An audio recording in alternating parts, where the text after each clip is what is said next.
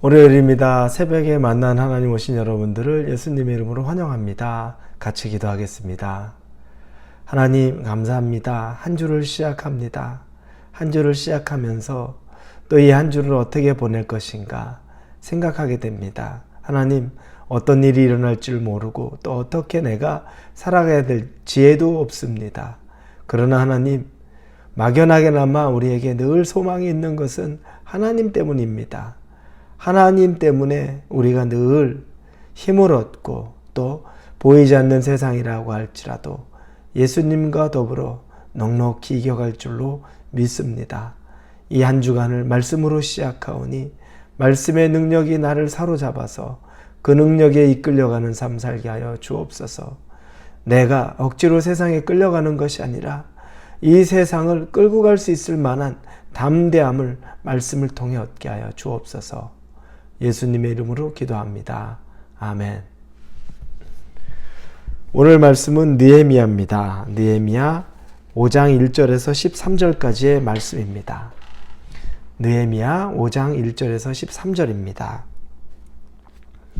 느헤미야 5장입니다. 우리 1절부터 13절까지 같이 읽겠습니다. 그때 백성들이 그들의 아내와 함께 크게 부르짖어 그들의 형제인 유다 사람들을 원망하는데 어떤 사람은 말하기를 우리와 우리 자녀가 많으니 양식을 얻어먹고 살아야겠다 하고, 어떤 사람은 말하기를 우리가 밭과 포도원과 집이라도 저당 잡히고 이 흉년에 곡식을 얻자 하고, 어떤 사람은 말하기를 우리는 밭과 포도원으로 돈을 빚내서 왕에게 세금을 바쳤도다.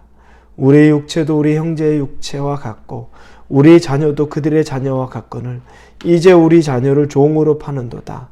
우리 딸 중에 벌써 종된 자가 있고 우리의 밭과 포도원이 이미 남의 것이 되었으나 우리에게는 아무런 힘이 없도다 하더라. 내가 백성의 부르짖음과 이런 말을 듣고 크게 노하였으나 깊이 생각하고 귀족들과 민장들을 꾸짖어 그들에게 이르기를 너희가 각기 형제에게 높은 이자를 취하는도다 하고 대회를 열고 그들을 쳐서 그들에게 이르기를 우리는 이방인의 손에 팔린 우리 형제 유다 사람들을 우리의 힘을 다하여 도로 찾았거늘 너희는 너희 형제를 팔고자 하느냐? 더구나 우리의 손에 팔리게 하겠느냐 하며 그들이 잠잠하여 말이 없기로 내가 또 이르기를 너희의 소행이 좋지 못하도다. 우리의 대적 이방 사람의 비방을 생각하고 우리 하나님을 경외하는 가운데 행할 것이 아니냐. 나와 내 형제와 종자들도 역시 돈과 양식을 백성에게 구워 주었거니와 우리가 그 이자 받기를 그치자.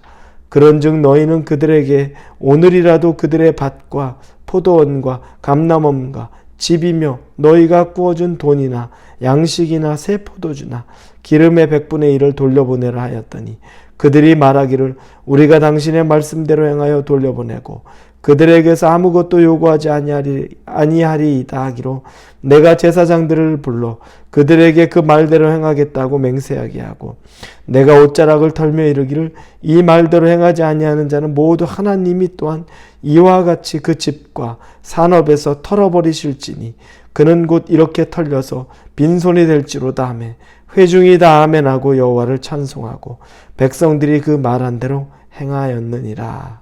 아멘.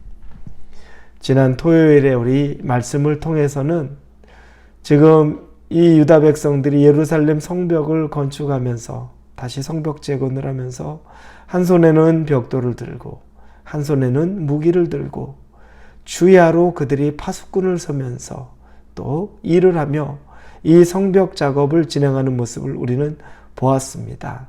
하나님의 일을 그렇게 열심히 하는 겁니다. 그런데 그들 가운데 어려움이 생겨서 그들이 원망하는 목소리가 터져나오기 시작합니다. 오늘 그래서 본문의 1절에 그때 백성들이 그들의 아내와 함께 크게 부르짖어 그들의 형제인 유다 사람들을 원망하는데 라고 나옵니다. 원망의 목소리가 예사롭지 않습니다. 그 내용은 그곳에 지금 흉년이 들어있는데 그들이 자기들의 먹을 양식이 없습니다. 가족들은 있는데 자녀들도 있고 형제도 있는데 먹을 양식이 없습니다. 먹을 양식을 구하고자 자기의 집도 저당 잡혔고 포도원과 밭도 저당 잡혔습니다. 그리고 심지어는 자기 자녀들 중에 자기 딸들이 종으로 팔려간 것도 있습니다. 그렇게 저당 잡혀서 세금도 내야 하고 먹을 것도 사야 했던 것입니다. 그러니 이제는 아무것도 남지 않은 상황. 그런데도 불구하고 여전히 배가 고픈 상황이라는 겁니다. 이렇게 소리내어 그들이 원망합니다. 이 소리가 느헤미야에게 들립니다. 느헤미야는 어떻게 반응했을까요? 예전에 모세가 광야에서 이스라엘 백성들이 고기가 먹고 싶다라고 또 매일 만나를 먹는 것이 지겹다라고 얘기했을 때 모세가 그들을 큰 소리로 책망하던 모습이 있습니다. 감사하지 못하고 자기의 삶에 만족하지 못하고 살았던 그들의 모습을 책망했습니다. 느헤미야도 그와 같았을까요? 느헤미야가 화를 냅니다.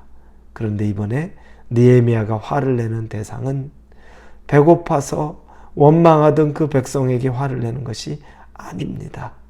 느헤미야가 그 상황을 보니까 뭔가 심각하게 잘못되어 있었습니다.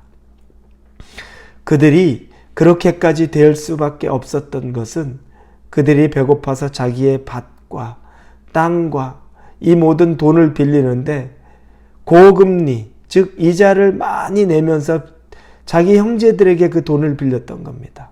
귀족이나 관리들에게 저당 잡히고 돈을 빌렸는데 나중에 그것이 눈덩이처럼 분이 자기 재산은 다 빼앗기고 여전히 배가 고픈 상태가 된 거죠.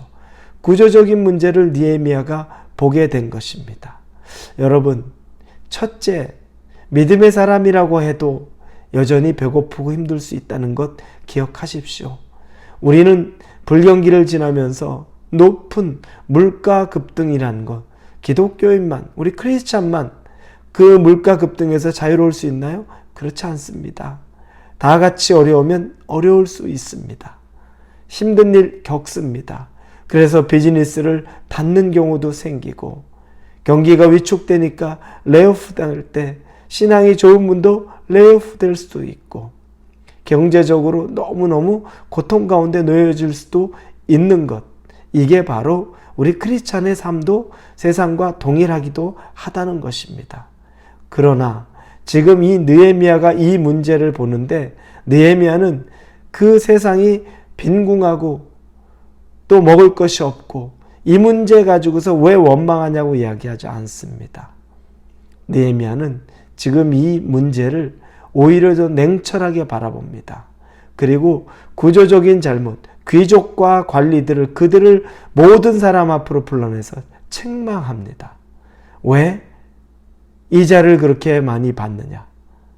왜 너희들이 그것들을 이득을 취하느냐? 아주 사람들 앞에 놓고 그들을 책망합니다. 느헤미야의 책망에는 이유가 있습니다.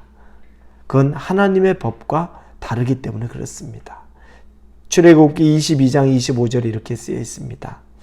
내가 만일 너와 함께한 내 백성 중에서 가난한 자에게 돈을 구워주면 너는 그에게서 채권자같이 하지 말며 이자를 받지 말 것이며 하나님의 율법입니다. 가난한 자에게 돈을 구워주면 절대 당연히 내가 채권자, 빚 없는 사람인 것처럼 굴지 말고 이자도 받지 말라고 하나님이 그들에게 말합니다. 만약에 여러분 이 일을 하나님의 율법을 어기면서 세상의 사람들이 이 일을 하면 어떤 일이 생기겠습니까? 그때 하나님이 손수 개입하지 않겠습니까? 왜냐하면 하나님은 가난한 자의 하나님, 고아와 과부를 그냥 두시는 하나님이 아닙니다. 그들의 어려움이면 하나님이 두 손 두 팔을 다 내어서 그들의 어려움을 직접 해결하시는 분이 하나님이십니다. 왜 그러냐면 우리도 그런 경험들을 많이 합니다. 우리가 가장 절박할 때, 가장 힘들 때, 가장 어려울 때 하나님이 그때 우리를 건지시는 경험들 하지 않았습니까? 하나님은 힘없고 연약하고 고통과 고난받는 자를 위해 하나님께서 그 힘을 숨기지 않는 분이십니다. 느헤미야는 이 하나님의 말씀으로 사로잡혀 있었습니다. 하나님의 말씀에 중심을 두고 있었습니다. 그러면서 이야기하는 거죠. 너희들이 하는 것이 옳지 않다. 그러면서 다른 사람들을 가르치려고만 하지 않습니다. 그는 자기 먼저 솔선수범합니다. 내 돈과 또 내 곡식들도 내 형제들을 위해서 내어놓겠다. 허나 나는 이자를 받지 않겠다. 하나님의 말씀 그대로 하는 거죠. 솔선수범합니다. 너희들도 그렇게 하지 말아라고 말합니다. 여러분, 능력이 있으려면 자기 희생이 먼저 있어야 됩니다. 내가 희생하지 않고 내가 손해 하나 보지 않으면서 다른 사람들에게 무언가를 가르치고 다른 사람들이 뭔가 손해보는 행동을 하게끔 유도할 수는 없습니다. 내가 먼저 비워야 되고 솔선수범해야 됩니다. 여러분이 먼저 솔선수범해야 다른 사람이 그 길을 따라오는 건 너무너무 당연합니다. 그런데 감사하게도 믿음에 서 있는 이 느헤미야의 호통과 또 그의 제안을 기꺼이 사람들이 받아들입니다. 아멘으로 화답합니다. 그러면서 자기의 것들을 다 이제는 돌려주고 그리고 이자도 받지 않고 하겠다고 선포합니다. 느헤미야는 그들에게 제사장 앞에서 맹세까지 시킵니다. 만약 그렇게 하지 않으면 하나님이 직접 너희들 손을 다 가난하게 만들 것이라고 말하면서 그들의 결단의 확증을 요구하는 장면이 나옵니다.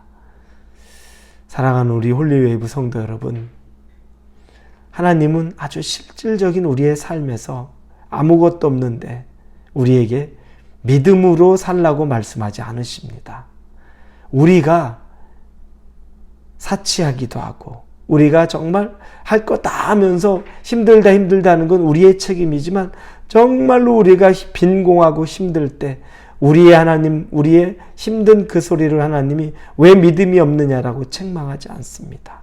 그리고 그 주변에 있는 우리들에게 또 하나님은 독려합니다. 주변을 돌아보라 말합니다. 이것이 공동체입니다. 이것이 믿는 자의 모습입니다. 오늘 하루를 사시면서 여러분 주변을 한번 돌아볼 수 있기를 바랍니다. 혹시라도 여러분이 작은 점심이라도 대접할 사람이 있으면 꼭 사랑으로 대접하고 그 마음을 만져줄 수 있는 월요일이 되기를 예수님 이름으로 축원합니다. 기도합니다. 하나님, 주변을 돌아볼 마음을 주시었고 솔선수범하는 마음으로 옆에 사람을 섬길 수 있게 하시옵소서. 이것이 하나님의 마음인 줄로 믿습니다. 예수님의 이름으로 기도합니다. 아멘.